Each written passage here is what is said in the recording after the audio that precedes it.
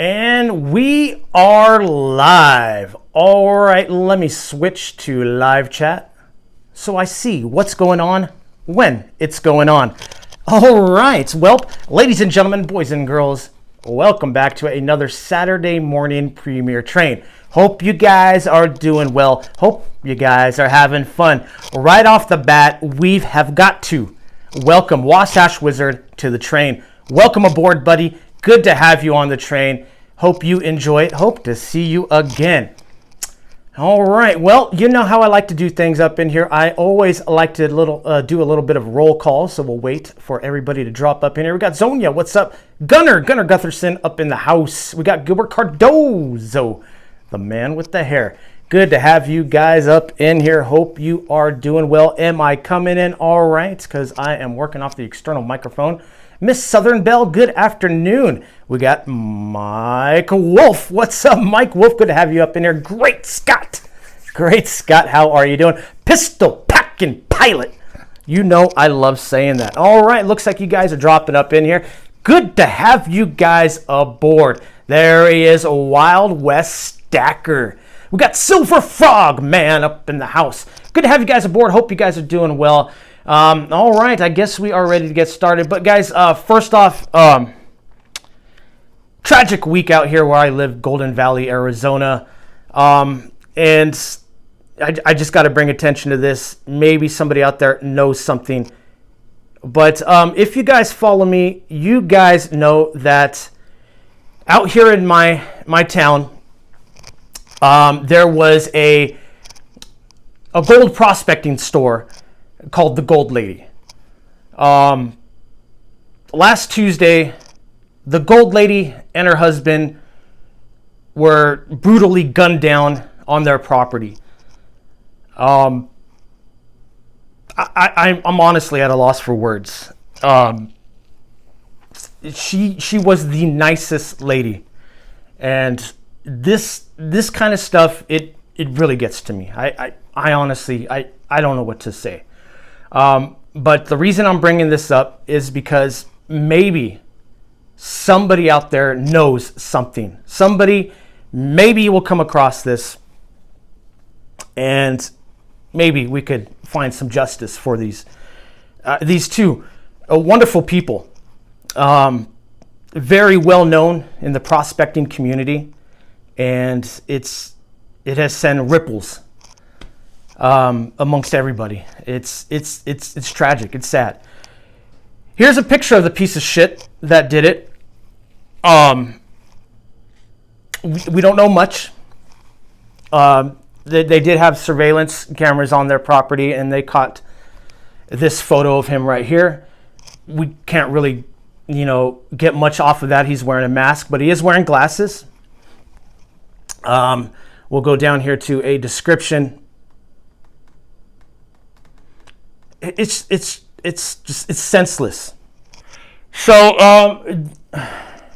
the piece of shit is guessed to be anywhere between 20 to 30 years old, anywhere between 5 foot to 6 foot tall, anywhere between 150 pounds to 170 pounds.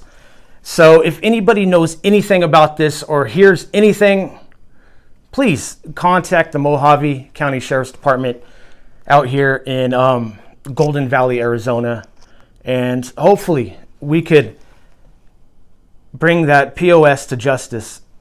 And it's tragic. It breaks my heart as well. I met the lady a few times. I frequent her store. That's where I would get a lot of my pay dirt, and she was so helpful. Any questions I had, she was more than happy to help me out, answer those questions, and it's senseless. And I do apologize, guys. I don't, I don't want to somber the mood or anything, but it's just, if anybody out there knows something, please do the right thing. All right, so guys, today, 4th of July weekend. I'm sorry. We've got some bills out here. That's right. We're looking at some currency. Now, I love my wife. She is wonderful, and she knows exactly what I like and what I look for. She deals with a lot of currency in her work, and she will bring me home a little something, something. So this last week, we got a star note.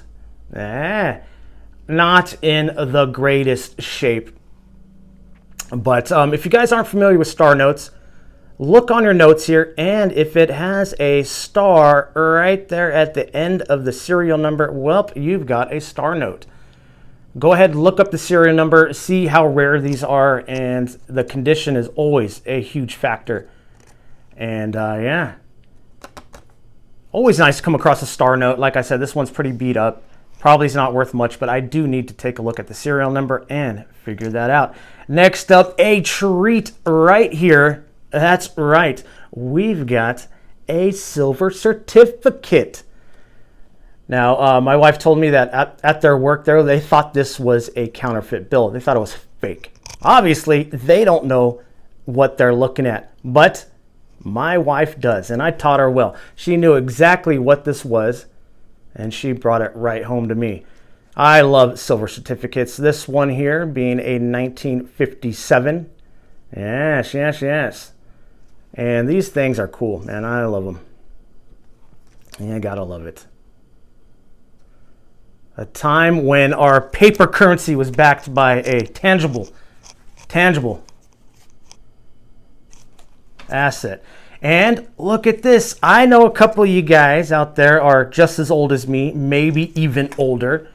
Look at that. Now, unfortunately, this is considered vintage. It's a 1985. That's right. I'm considered vintage. Jeez. But I love these older bills, and the way this one looks, fantastic. Check that out. $20 bill from 1985. Now, this one's in pretty good shape. I've seen worse, but I've seen better. Now, vintage bills are collectible amongst certain collectors. And if it's in okay shape, you may be able to unload it for more than its face value. This one I'm going to hang on to because I just love old bills. And yeah. Check it out. It's nice, huh? It's not bad. Boobies. All right, let's go to the chat real quick because you guys are going off and I'm over here just talking away. And you guys are talking about booby. That's what caught my interest right there. There it is. Who said boobies? Mrs. Triple P up in the house before I was born. Well, welcome aboard. Thank you for dropping by, Mrs. Triple P. Coin World UK, what's up, buddy? How are you doing? Good to have you. Coin World UK, my buddy. Coming all the way across the pond. All right, guys, so we're looking at some bills here. I love notes, and the wife brought me home some good stuff, and I appreciate it. I'm sure you guys have been looking at this right here. Have you been eyeing it? I know you have, especially you and you right there. Let's talk about it. That's right. We've got a $2 bill from 1963, but guys, it's not any $2 bill. It is a red seal $2 bill. Now, these things are very desirable, rare, and highly collectible. Stealth Freedom, what's up? How are you doing? Good to have you up in the house. But yes, guys, the red seals. Now, this is a little different. Why the red seal? Well, because this actually goes back to all the way to the Civil War. And after the Civil War, they made some bills that were they were United States notes rather than your Federal Reserve note. And all that means is at the time, these were not backed by any sort of precious metal such as silver and gold. These were backed by your faith in the government. And now I guess, well, as of myself, don't have much faith in that government. But yeah, the Red Seal, and they continued these all the way up into the 60s because of a legal requirement that they had. They had to produce a certain amount of these bills with the Red Seal, and they did it. But a very interesting story, and I will be doing a video on that. The Red Seal actually goes back all the way to the Civil War. This $2 bill right here being in great shape, one of my prized possessions. And there you go. Look at the back. Look at that. Fantastic stuff. Very different from the modern $2 bills. As you can see, we've got a depiction of the signing of the Declaration of Independence right there. A very, very historic moment, and I love that design. But look at that. Check it out. Isn't that cool? We've got the Lincoln's Monticello House. A beautiful depiction of that. And yeah, I love this. I love it. With the twos right there, man, it's nostalgic. You don't see bills like that anymore. And the modern bills are crap. Monopoly money, in my opinion. Well, yeah, $2 bill. Okay, whoa, we got to check the time. We are 11 and 15 seconds in. 11 minutes, 15 seconds in. Okay, we got some time to wind down. But yeah, good stuff. I hope you guys are having a great time on this Saturday morning Premier Train. And I'm sorry, guys, if I haven't been reading the chat. It's been a rough week, guys. Tragic. What happened out here, and it's things like that. It bothers me, and I just hope to God that Kellen L. I hope to God that piece of shit gets brought to justice and probably gets shot or hung. Kellen L. up in the house. All right, good guys. Now I'm going to tell you my mods out there, the ladies and gentlemen with wrenches. Guys, can you drop a link onto the next stop? That's right, guys. The Premier Train is going choo-choo. And the next stop is going to be Big Red Bullion, and my mods are queuing up that link right now. So, guys, when you see that link, the party does not end here. No, the fun does not have to end here. It's going to keep on going, and where's it going to go? Over to Big Red Bullion's house. So when that link gets dropped there in the chat by my mods, and I tell you, I got some darn good mods. I don't mean to brag, but heck, probably the best dang mods here on YouTube. And I thank you guys so much for all your help. And Wasatch Wizard, dropping that link. That's what I'm talking about. Wasatch Wizard, brother.